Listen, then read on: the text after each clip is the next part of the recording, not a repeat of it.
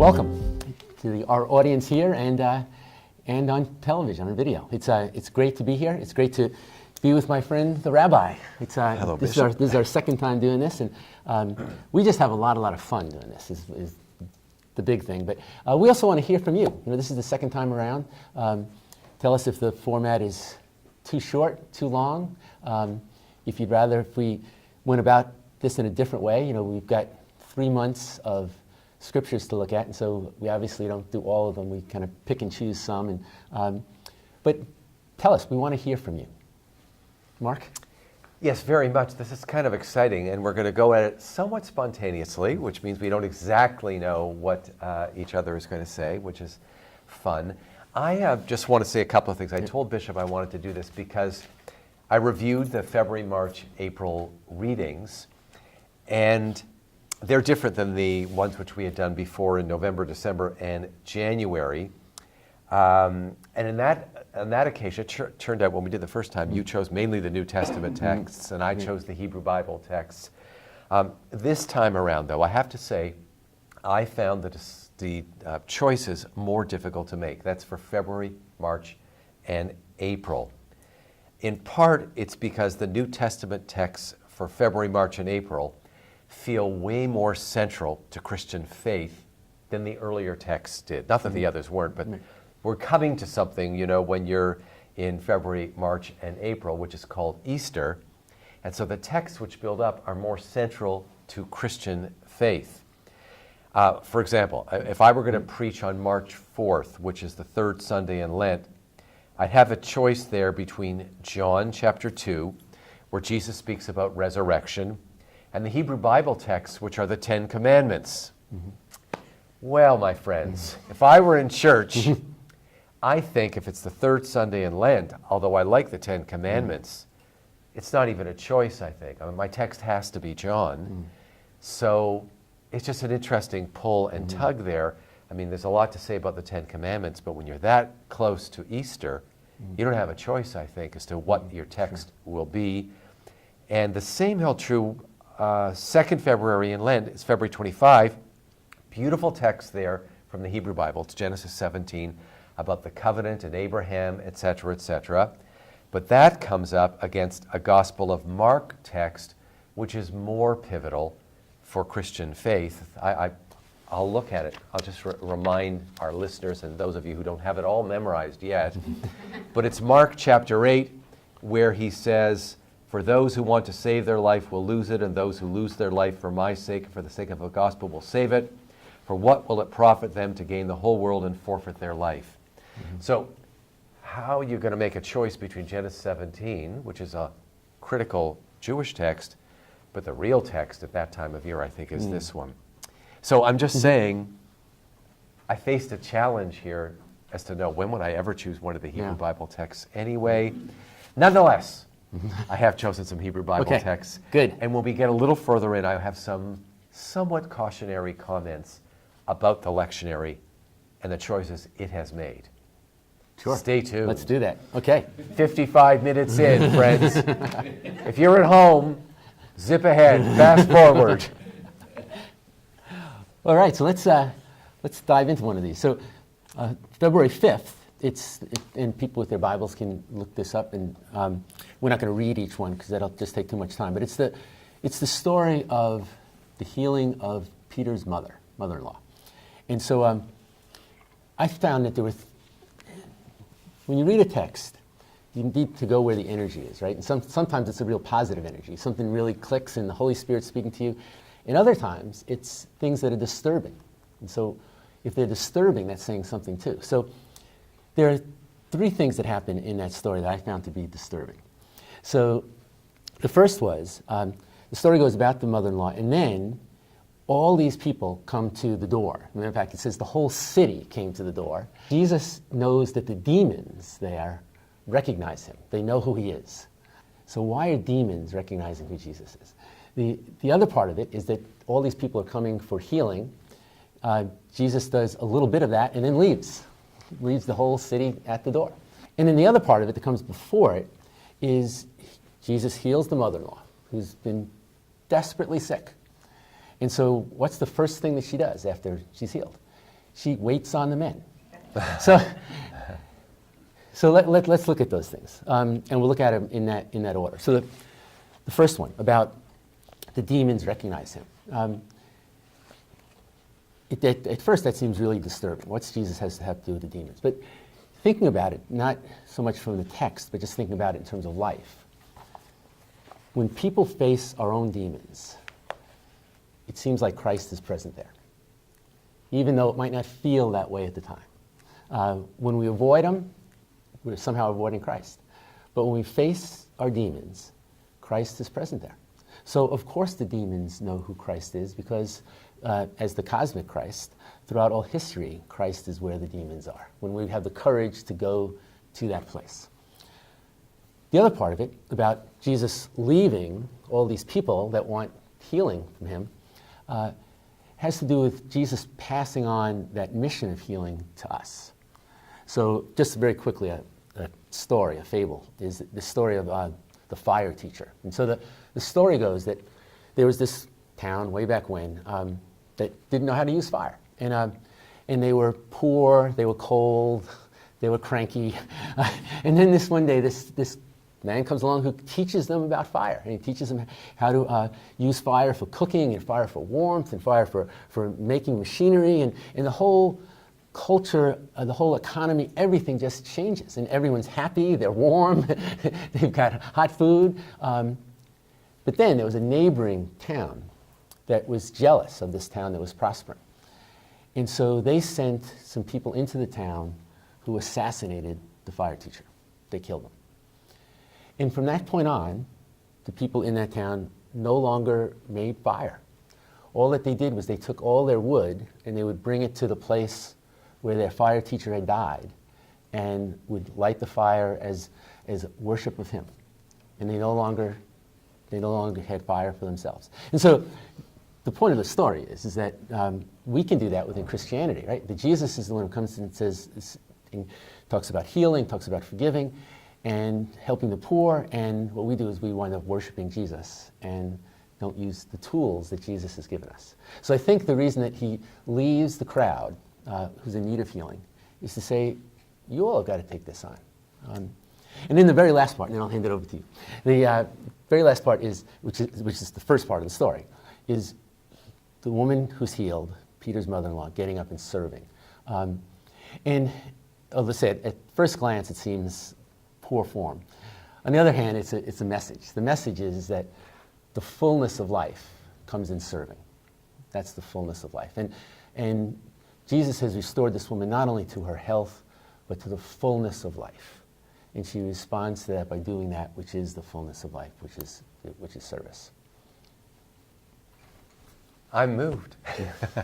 Thank you for working with the text. One of the challenges of the text when I read it, I'm talking about the Mark text, is that there are these entities called demons, and you've kind of made them figurative. You haven't kind of, you have. Because if you take it literally, then you're wondering, are there such things as demons? Are there those kinds of things? So for me, that was kind of a sticking point. I wasn't willing to go and make it all figurative, which you have, and beautifully so. What I did see was a potential way of linking the Hebrew Bible text, in this case, with the Mark text. So you could say in the Mark text, Jesus is taking things out. He's trying to get rid of those demons. But if you read the Hebrew Bible text, you don't have to look at it now, but it's Isaiah 40, verses 21 to 31. Isaiah 40, 21 to 31. Towards the end, there's a matter of healing there too, though the word isn't used. But we're told that the Holy One gives power to the faint and strengthens the powerless. Those who wait for the Lord shall renew their strength. They shall mount up with wings like eagles. So I haven't worked it out yet because I haven't had to write the sermon yet. But you could say that in a way, the Mark text tries to heal by taking out something, taking away something. The Isaiah text kind of heals by saying there's something within that you build on that's positive.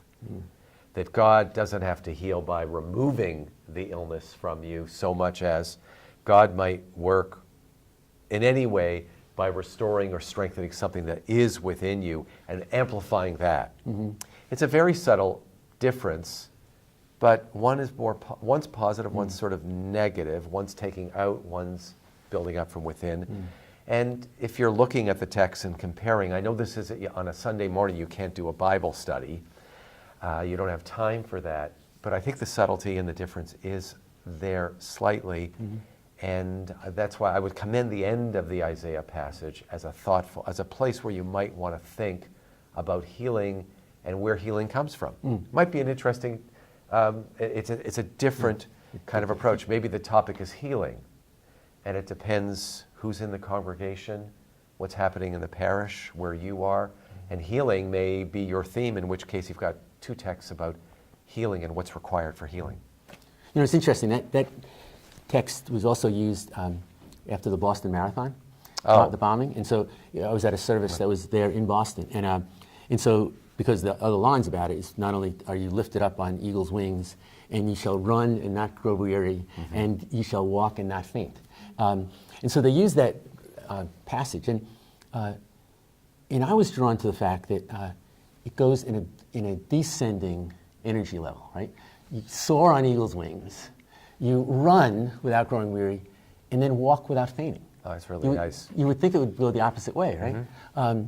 And so I felt, and people have heard me talk about this, that service, which President Barack Obama was at it, I felt missed a key point in that service, because what happened was it was just a week after the bombing, and it was all Boston strong, and we're going to have a better marathon next year than ever, and on and on and on. And there wasn't room for lamentation. There wasn't room for saying, well, this was just awful what happened. And then in terms of the passage, yeah, we love it when we can soar on eagle's wings, right? And certainly in 21st century America, we all know about running all the time and hopefully not growing weary. But what those people at the Boston Marathon were facing was, could they walk without fainting? You know, could they, all those people who were hurt, could they go through the slow, agonizing recovery and not faint and to hang in there? And that's not only true of the Boston Marathon, but can that also be true for our lives? You know, I like this because it's true that most people don't soar through life. Most people have to get up and shovel the snow. This morning we had to shovel some snow and put some melt down. But you're sometimes happy if you can just manage day by day survival, inch by inch. Great text. Yeah, great text. Let's keep going. Okay. We're here for 3 hours, friends. Surprise. Well, welcome. Welcome. So the next one to look at is the Transfiguration, and then the temptations in the wilderness. And actually, so I've got a little bit to say about the Transfiguration, but more so about the temptations in the desert. So it's the February 11th reading. The February 11th. It's 2 Kings, chapter 2, and then it's Mark 9. If you don't have a Bible, you can just take one. It's Mark 9, verses 2 to 9. Sorry. Yeah. So an interesting thing I found about the Transfiguration story, and people who are preachers know that you get to preach Transfiguration twice a year, right? Because it also comes up in the summer lectionary. But there's Chad Myers, who wrote this book, Binding the Strong Man, which is all about the Gospel of Mark. And so he pointed out this thing, which I never noticed before, because you're always thinking about Moses and Elijah there. So what's the symbolism of Moses and Elijah? We can talk a lot about that. But what Myers says, he says, the thing that connects Moses and Elijah and Jesus is that Moses, it's a quote, Moses and Elijah went to the mountain in times of discouragement in their mission. And he points out that Moses had to go up the second time. You know, he gets the commandments, and he goes down, and all stuff's breaking loose in his community, and now he's got to go back up. And he also talks about Elijah, that Elijah was at a time in his ministry when he felt rejected. He's being hunted out by the authorities, and God sends him back up the mountain. And that's in Kings 9:11. So there's an interesting take on this. Jesus himself was at a time of discouragement in his ministry, it seems like, because the reading that happens just before, in Mark's Gospel, just before the Transfiguration, is when Jesus talks to Peter and says that Jesus says he's going to die and rise, and Peter says, no, you can't die. And then there's that famous scene where Jesus says, get behind me, Satan. So could it be that one of the things that connects Moses and Elijah and Jesus is that they all went to the mountain in a time of discouragement and got the spirit they needed to go back down the mountain and engage the mission that they were given to do. The other thing that I noticed for the first time really in the scripture is they talk about they appeared shining bright like these white garments, and in the book of Revelation at least, that's what the martyrs wear. The martyrs wear white. You're washed in the blood of the Lamb. So it again could be a pointing to the very thing that he said before he went up the mountain, that he was going to die. And so it's almost like that gets reaffirmed at the Transfiguration. So the sermon then is, where do you go, or how do you handle your disappointments? I'm just asking. Yeah. If each of them shows up at a mountain when they're disappointed, where's our mountain? Yeah. Where's your place to go? Where do you seek refuge? It's interesting, since we're speaking here from Western Massachusetts. Oh, and you live in the Berkshires. Some people go to Tanglewood in the summer, and it's their refuge. Yeah, that's their mountaintop experience. So it's interesting. You have to live in Western Massachusetts to be able to use this homily, but it's not a bad way of playing around with it. Right. So I was thinking about mountains as well. Elijah shows up at mountains. I have to be honest, the text, the Hebrew Bible text here, is when Elijah is coming to the end of his life, and Elisha, his follower, doesn't want him to go, and finally Elijah gets taken up by a chariot of fire into heaven. So other than the fact that it's a passage about Elijah, I'm not so sure it's such a great setup for the Transfiguration, because it's an interesting text. I might rather, if I'm going to do mountain and mountain, why don't I do Elijah, who shows up at two mountains, actually. He's on Mount Carmel, struggling with the priests of Baal, which culminates in a great point when the priests of Baal are defeated, and the whole people say, the Lord is God, the Lord is God, the Lord is God. That would be a great, now of course now I'm rewriting the lectionary, but it would be, I think, if I may be so bold, since the lectionary is put together by human beings, I think it'd be a much better build-up towards going to the mountain with Moses and Elijah. I think that'd be a much better build-up to do that, or to do the passage, because you're right, when Elijah's disappointed and he goes back to Mount Sinai, he has this great revelation. Some of you will remember, God's not in the fire or the earthquake, but there's a still, small, echoing voice. Come on. Those are two really profound mountain texts about Elijah, and they are, for my friends here, 1 Kings chapter 18 and 1 Kings chapter 19. Those are great, great texts. I have one other that's a mountain text. When Moses goes up that second time in disappointment, it's Exodus 34. When he goes up and he speaks with God, there is an amazing moment where he wants to see God, but God passes by, and then you hear God say, the Lord God is gracious and forgiving and kind to the thousandth generation and whatever. Oh my goodness. You want to get a passage which relates to the vision of Jesus as a God of love, there it is. So I'm looking at Exodus 34, 1 Kings 18 or 19 as my backup texts. And I got one other. I didn't see what you saw with the disappointment. For the passage itself, when Jesus and Moses and Elijah are there, I think you might have great fun writing a sermon which imagines what were the three of them talking about. It does say in one quick passage that they talk. So what do they say to each other? Do Elijah and Moses have some wisdom for Jesus? And what would the wisdom be, especially if he's had some disappointments? Imagine writing a sermon in which Elijah and Moses speak to him. Or if you've really got nothing to do, for weeks ahead. You could choose someone to be your Elijah, your Moses, and Jesus, and the three could stand, and it could be a 3-part sermon. You'd have to get some parishioners involved. Yeah. Maybe you, the clergy, would write the text, but it could be pretty interesting. Trilog there. Or I just have a couple of other questions. So can you imagine what the three would say? Who would be the teacher? Who would be the student in that context?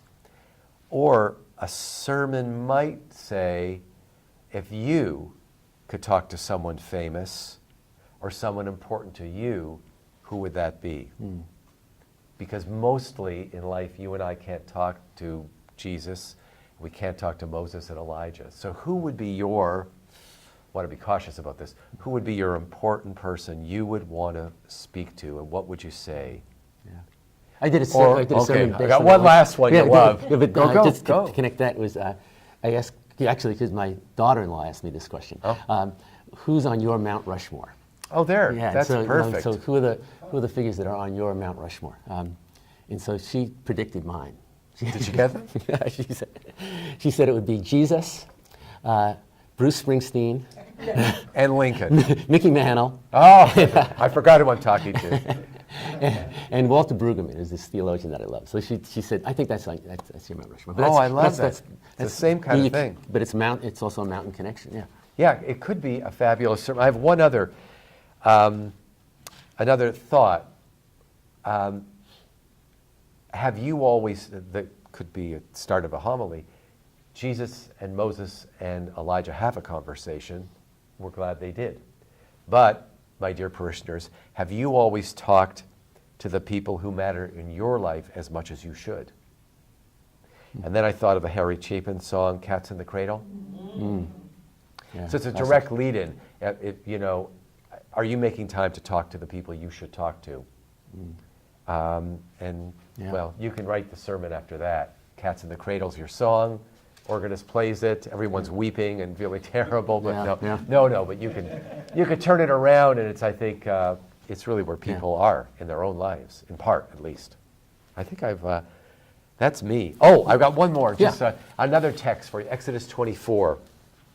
The Mark text presents a certain kind of revelation, but Exodus 24 is after the 10 Commandments have been given, and Moses brings Aaron and the 70 elders up, and they have lunch on Mount Sinai, and they see God, according to the text.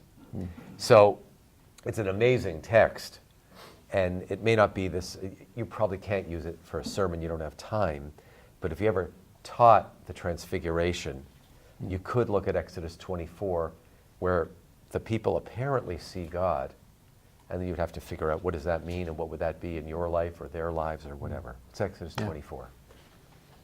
Thank you. You're welcome. Shall we move on to the Well, let's just keep Sunday mountain climbing. Yeah, we better. Well, we go from the mountain to the wilderness now. Oh, so, yes. So what I thought would be interesting is actually to compare the three accounts of the temptation story. And it's say three because it's not in John's Gospel. Can I just say it's February 18th reading? February 18th. Just in case yes. you're. And it's Mark's Gospel. Chapter 1, 9 through 15. I have it down here. And of course, as you know, Mark is the one who's is the most abbreviated gospel. He gets to things quick, so he's got the shortest version of this. But if you look at the three of them, in Matthew's gospel, the test comes at the end. Like, it says that he's been out there the whole time, and at the very end of the 40 days in the wilderness, he gets tested. It's also interesting in Matthew's gospel, there's no angels. No angels.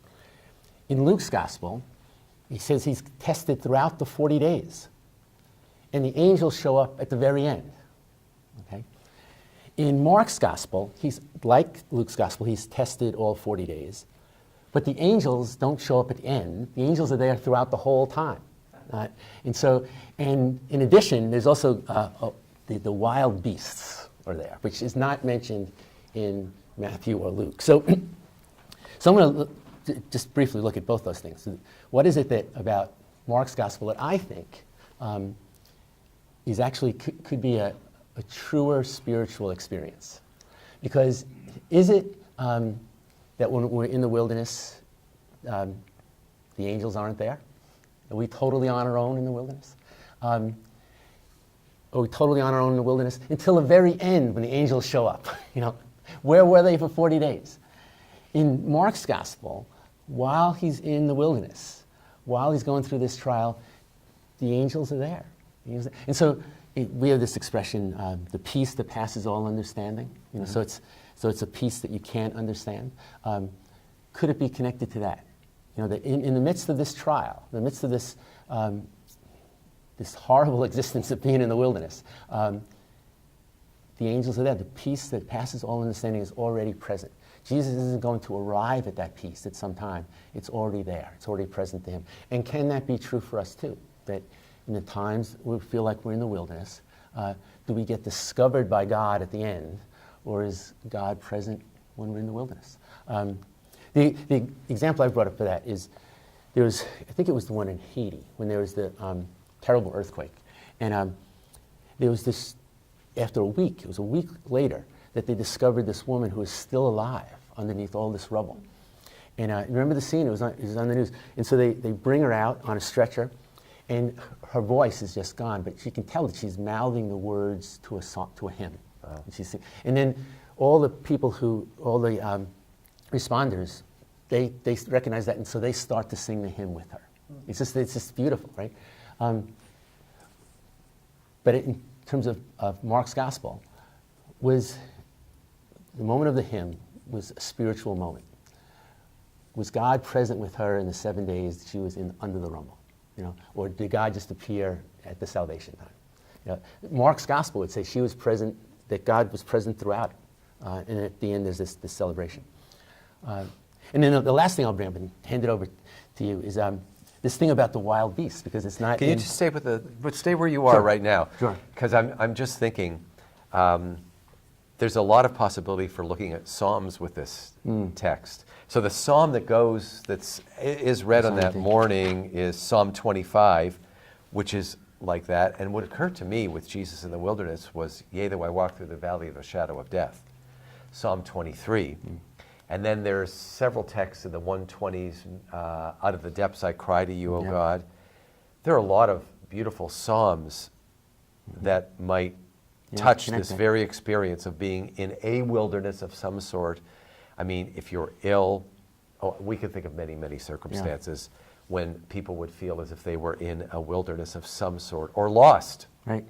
Lost, yeah. Lost in some way, and the Psalms would respond to that, and you got a chance to speak beautifully, I think, depending on where you are. And actually, this is February 18th. Unfortunately, or fortunately, we don't know what's going to have happened in the week before, because that's what undercuts everything. These are all great ideas, but who knows what will happen on February 13th or whatever, which may unfortunately bring this psalm, or rather this text of the wilderness to life. I love what you're saying, and I'm just thinking.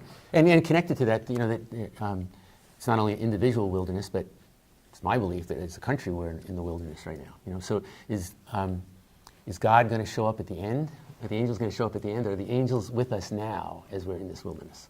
Okay, onward. Now you were talking. Sorry. Well, I was just intrigued about the wild beast notion, and so you've probably got a lot more references to this than I do. But wild beast. Wild beast in terms of the Hebrew scriptures. So it's in Isaiah 11. The wolf will lie down with the lamb. The famous passage. So is it the fact that Mark says the wild beasts are there? Is he referring to Isaiah and referring to even in this wilderness time? There's also the kingdom coming. That it's that the wolf will lie down with the lamb. So that somehow the wild beasts are there in this way of showing us the way to the kingdom. And I'll talk a little bit more about that in a second. And then the other, of course, is when Genesis, Adam and Eve are living in peace with the wild beasts. So the wild beasts aren't these scary things. They're actually this part of God's creation that Jesus is living in harmony with. So Jesus is living in harmony with creation, which could be another spin-off in terms of our own times, to live in harmony with creation. The other, and then the very last thing about the wild beasts is that when there was the tsunami in Indonesia, I think it was 2004, they recognized the fact that the tsunami came up really fast, that it took a lot of people by complete surprise. That's why so many died. There was such destruction. But the animals actually a couple of days before the tsunami, fled for high ground. So they knew it was coming. They knew it was coming. So the change is happening because the wild beasts know it. You know, they're there with Jesus.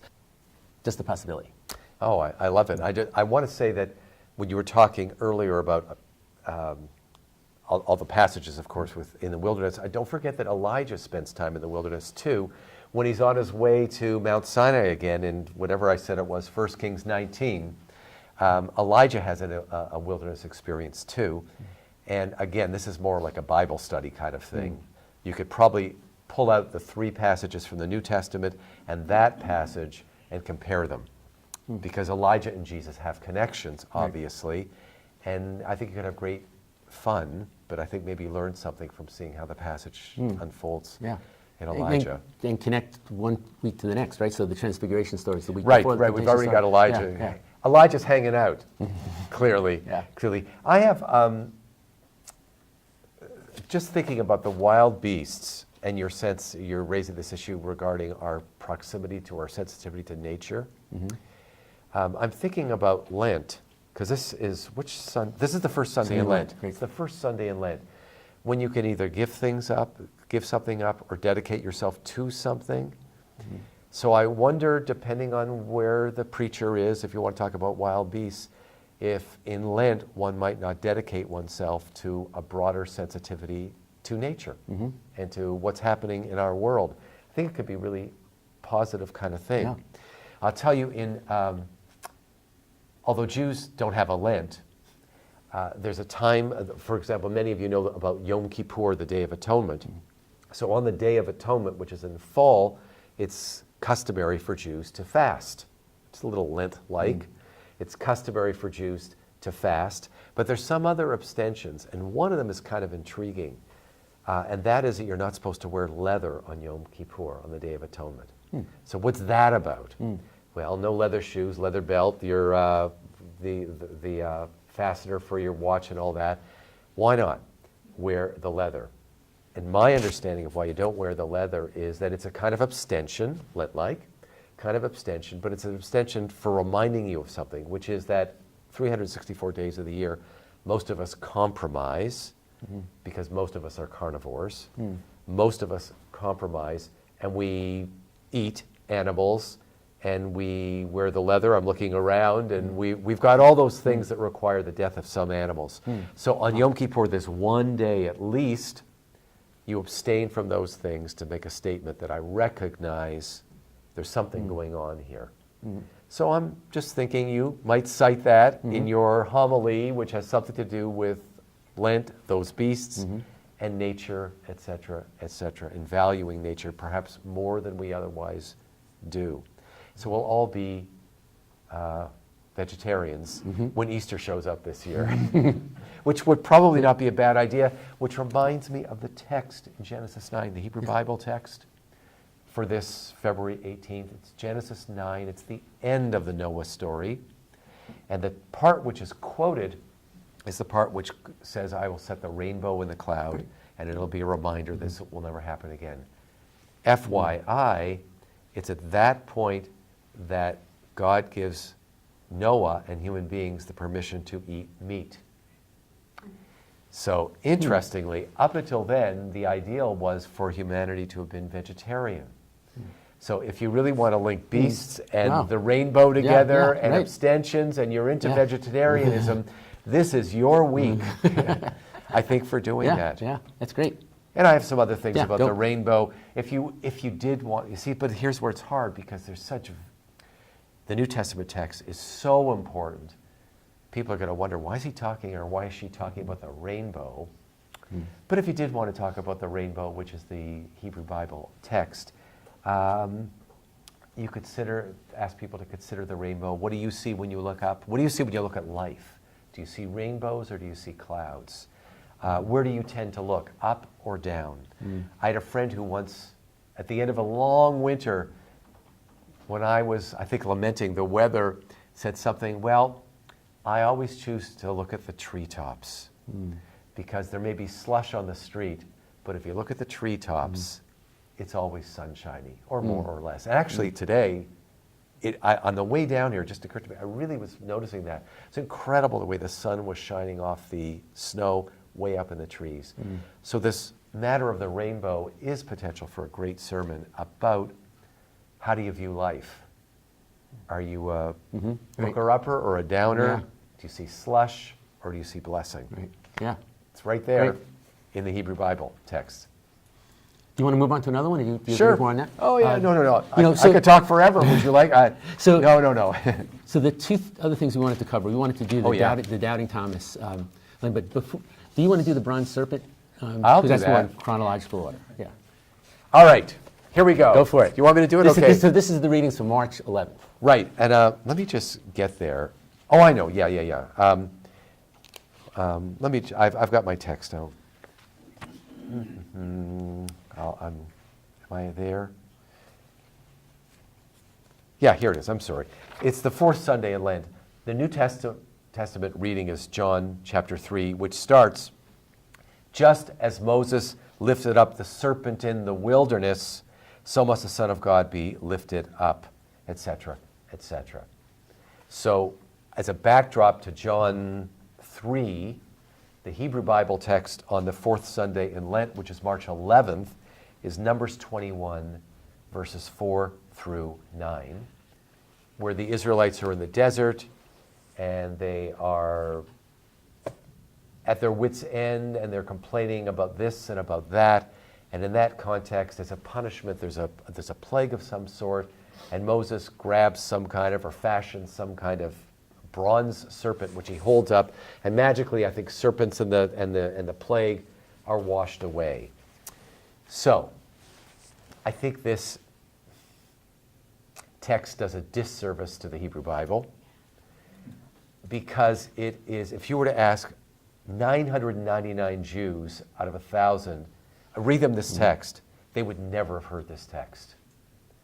It's an obscure text, and it backs up the John thing, but it's a pretext for the John reading. So I hate to be, and I'm a little nervous about this, Bishop, sit back. If I were thinking of a text which was going to really highlight the John text, which goes on to say, for God so loved the world that he gave his only Son. If I were looking for a text about love, my Hebrew Bible text would be Hosea chapter 2, verses 21 and 22, which says, I will betroth you forever. I will betroth you with righteousness and justice and with goodness and mercy. I will betroth you with faithfulness, and you shall know the Lord. That would be a text which is a really vigorous Hebrew Bible text, and which Jews, by the way, would know. But besides that, I think it would be a perfect text for God so loved the world. Love. Or the other text would be Deuteronomy chapter 6, verses 4 through 9. You shall love the Lord your God with all your heart, with all your soul. And these are the words which oh my gosh, that's a perfect, because if your theme is love, then choose a text which talks about love. So I'm suggesting it's going to be in your, well, I guess I know here in the cathedral, it's all typed out. So I'm coming on the morning to see what happens, Dean Callard. Are you going to put Numbers 21 out, or are you going to put another text out? I don't know what flexibility there is, Bishop. Oh, there's lots of flexibility in the Diocese of Western Massachusetts. Okay. But I'm out on a limb here, and I'm saying that sometimes texts work and sometimes they don't work. And the Numbers 21 text is really not a text that works if it's in a vacuum. And I know from being a church that it will be in a vacuum because you don't have time to give the 14-minute introduction to this particular text. At the same time, I do want to say something about the text, the Numbers, 21 text. I think it's good, the way you suggested with the Mark text, to know, well, what happens just before this circumstance where the people reject God, apparently, and say, what are we doing out here in the wilderness? Just so you know, if you did do the text of Numbers 21, which is the lectionary text, just so you know, in the preceding chapters, Miriam has died, Aaron has died. Moses has been told, you're not going into the promised land. And there's already been another chapter with a story about hunger and thirst. So by the time we get to Numbers 21, it's not like those mean Old Testament Jews are just being mean and stiff-necked. They've endured the death of Miriam, Aaron, the potential loss of Moses, and more hunger and thirst. And one other thing, this text is written when they've been in the desert now for 40 years. So if you imagine the text, I'm forgetting the magical bronze serpent. Why do they complain? Well, who wouldn't be at his or her wit's end if your three key leaders are knocked out and you're hungry and thirsty and you wonder, will we ever get to the promised land? Yeah. That's a sermon, Yeah. actually. How strong are you, or where do you finally break, and how are you? What are you like when you break, when all's lost? I think that could be a sermon which is unlikely to be given. But it's also a really great Lenten theme. But it is actually a Lenten theme, and I want to say one more thing, I think, to redeem the text. This text, which I said most Jews wouldn't even know, it does come up in scriptural reading as part of a longer passage. In other words, the book of Numbers is read in the summer, generally, in the Jewish circumstance. And there's a scriptural reading for the week, which runs Numbers 19, verse 1, through to 22, verse 1. So it's the whole story of Moses, Miriam, and all the things that go on. And in the middle of it is the bronze serpent. But I just want to tell you, what's the last verse of that overall scriptural reading? I have to get it. Hold on, I have it here. Give me just a sec. The last verse is, I'm sorry. Yeah, it's Numbers, I think it's 22:1. I hope I'm right. So what I'm saying is, in the scriptural reading, as Jews do it, on the week when this story is encased in other stories, the people are so upset. The last verse read on the morning when this whole passage of several chapters is read goes as follows. The Israelites marched on and camped in the plains of Moab, across the Jordan River from Jericho, across the river from the promised land. Which is to say, after Miriam's gone, Aaron's gone, Moses, we're told, is not going to continue. They're still hungry and thirsty. The text builds up to, but they got as far as the plains of Moab and they camped and they could see the promised land. That's how it ends. So there's the sermon, maybe. When you're in the valley of the shadow of death, how do you survive? What do you do? And what's your vision in the end? So I'm just saying, in the Jewish reading is that the portion goes right up to that pow. They see the promised land, and it's like they're building the sequel right there. The sequel's there, and that's Numbers 22. I think it's 22:1. And is it 22:1? Okay, so it's 22:1. It's just, they're right there. Yeah. And of course, you got to spend the rest of Numbers in Deuteronomy, and then they go. Yeah. Well, anyway, so there's me on the bronze serpent, a little acerbic perhaps, but I'm being honest. We've got to get you on the liturgical commission, really. Yeah. The next when they revise the common lectionary, we'll have you there. Yes, yes. What a great conversation that would be, right? If all of us could be flies on the wall to have heard who set up the lectionary, what was the conversation as they chose their passages. Yeah. Wow. Yeah. So Thomas? Yeah, so when we go to Thomas, okay. And then we'll have some questions. How's that? I don't know. We'll see. We'll work fast.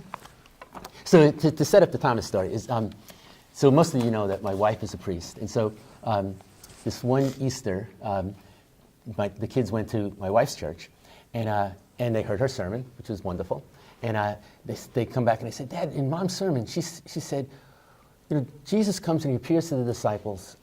Why didn't Jesus appear to Pilate? Because Pilate really needed to see him. Oh. so why didn't she? So my kids say to me, Dad, it's a great line. You should use that line. So when I'm looking at Thomas, I'm thinking why didn't he appear to Pilate? Why didn't he appear to Herod? And the line that came to me was that old Zen line that when the student is ready, the teacher will appear.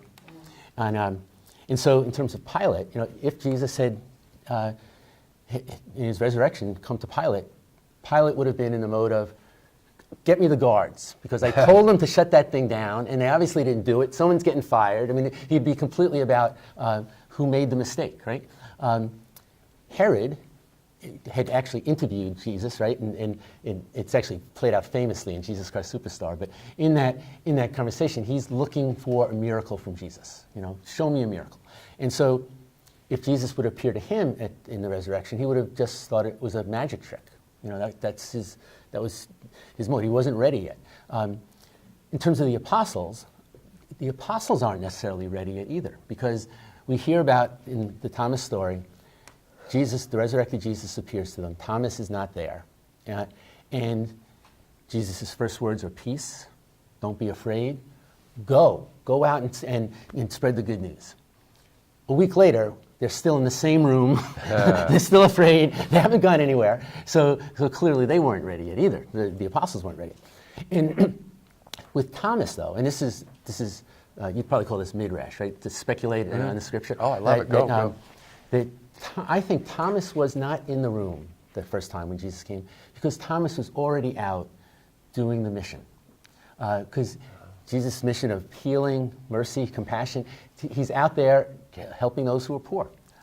And the death of Jesus did not stop him from doing that. Because if you remember, there's a great line from Thomas when Jesus says he's going to Bethany, which means he's going to be close to Jerusalem. And then Thomas has this line where he says, yeah, we may as well just go and die with him. And it's on the one hand, it's this discouraging thing. On the other hand, it's, yeah, if that's what it takes, that's what it takes. And so death was not going to stop the mission for Thomas. And so my midrash is that Thomas was out of the room that time because he was out helping those who were poor. And then when he comes back and he says, I'm not going to believe until I can touch the wounds, I think that again goes to the theology of Thomas and the theology of Jesus. And I'm going to contrast this for a second with Philip, another apostle. Right? So Philip, who was in last week's gospel, Philip did great work. The Greeks came to Jesus because of Philip. But Philip was also the one, when Jesus is giving his final discourse, says, show us God. Show us the Father. And Jesus is talking all about his life in God, our life in God. And Philip is saying, yeah, well, show us. Show us. He's the one who wants a philosophy. He wants someone who wants the proof.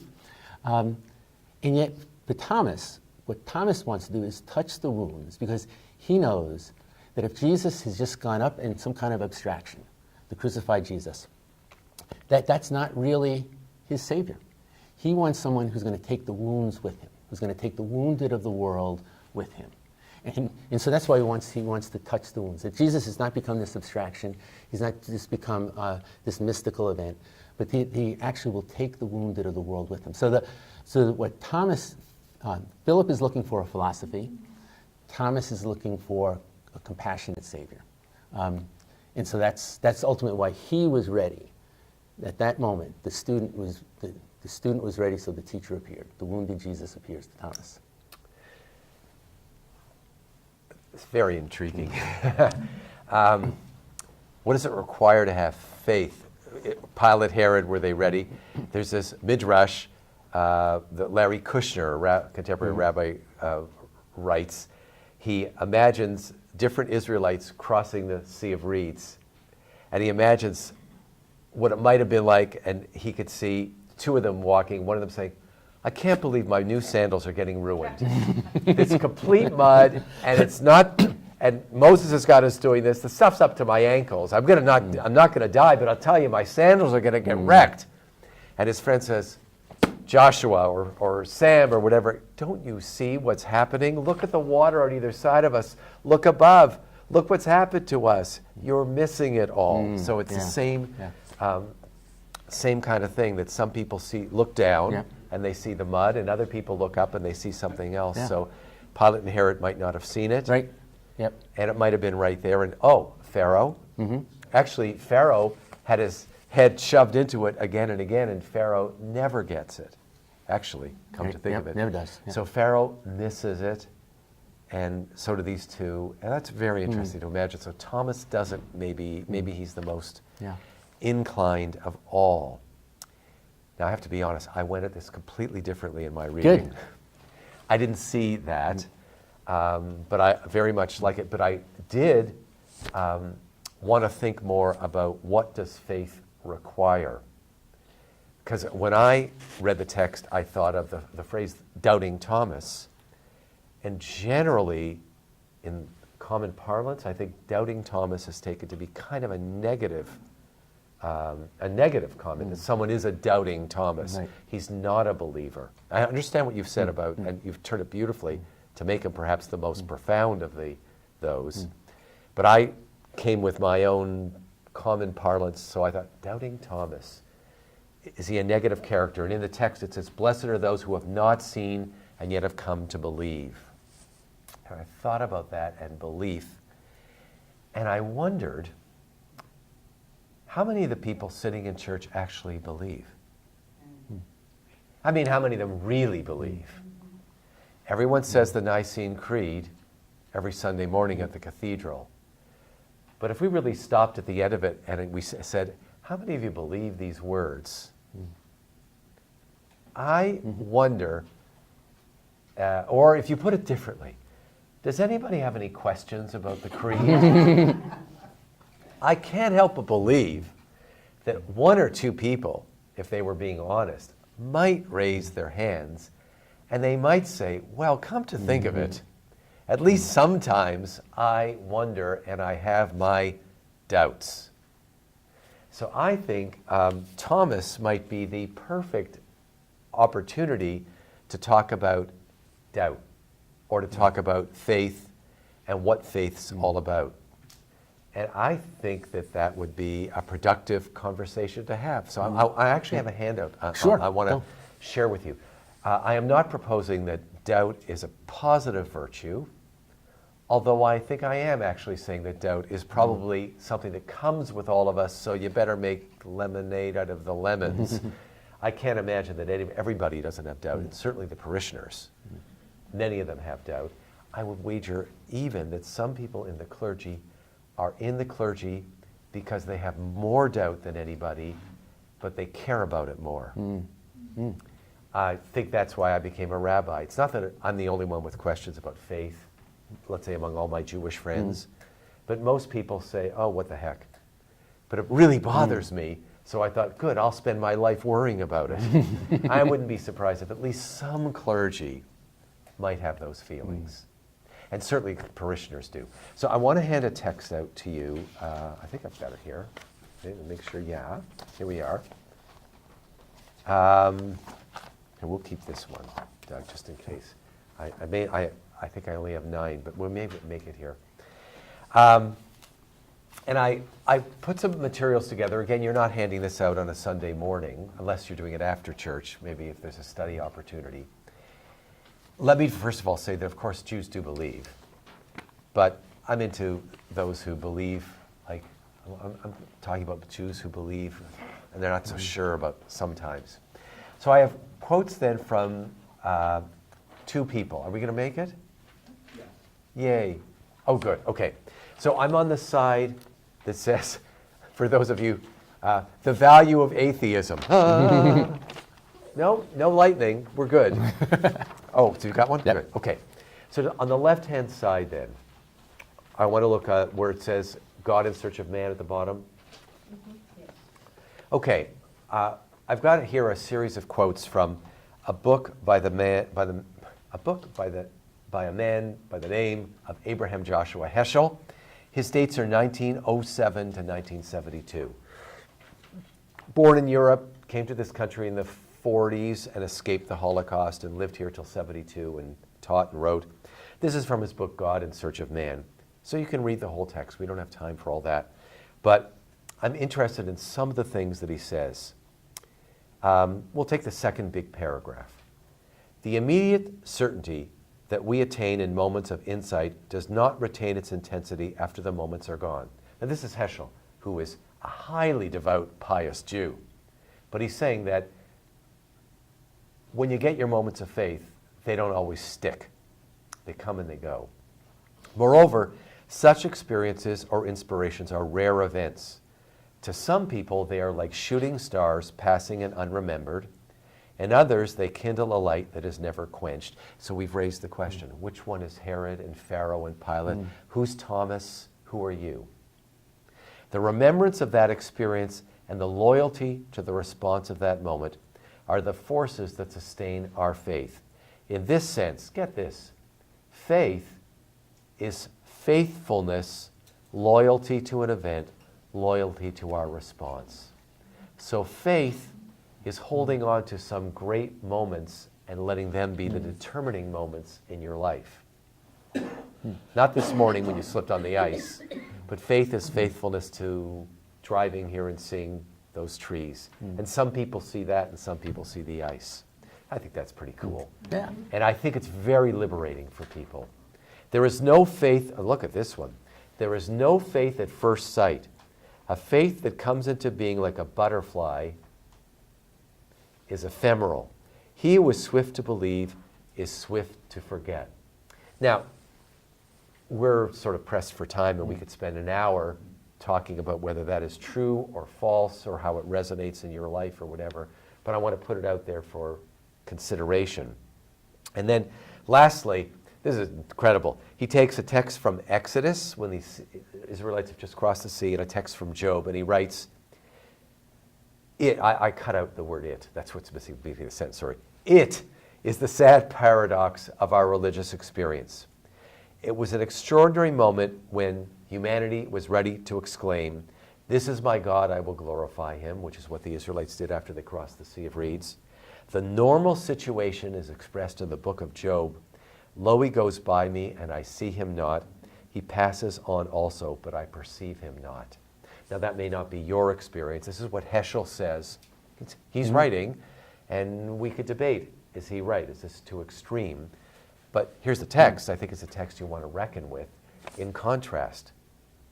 And I'll just share with you now, there's an essay here from this book. Great title, by the way. Traces of God. Come on, that's beautiful. Traces of God. Neil Gilman is a rabbi. He just passed away. He taught at the Conservative Rabbinic Seminary. This is a book of small essays about faith and faithfulness and what have you. So he writes one essay called The Value of Atheism. And you'll see the text, it's a sermon really, a small sermon about how sometimes it's good. Sometimes those who have faith are the scariest people of all. And a little less faith is a good thing. Think of ISIS or whatever. A little too much faith is almost scary. But in the course of it, if you'll look at page 2 of the text,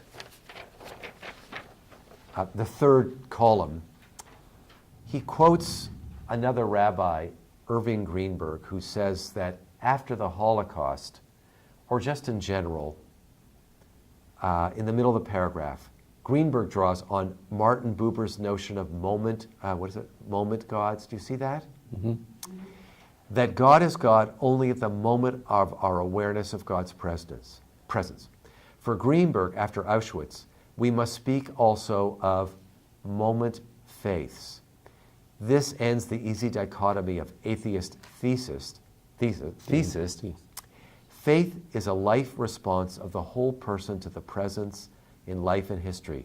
Like life, the response ebbs and flows. And you can read Gilman's piece, but the Doubting Thomas, I think, is a really rich text. I'm taking it differently, in which you can raise up matters regarding what is faith, what is doubt. Is faith always good? Is doubt always bad?